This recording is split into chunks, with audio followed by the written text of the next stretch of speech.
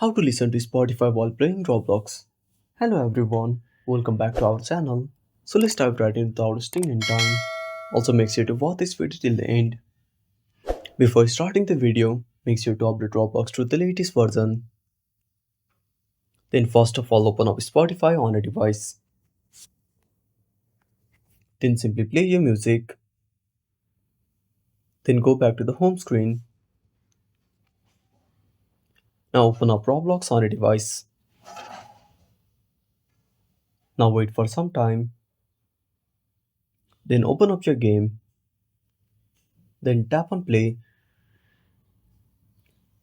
Now wait for the game to open. Then tap on Roblox icon at the top left corner. Then go to settings. Now simply decrease the volume. Then scroll down the notification panel and play the music. And that's it. Thanks for watching.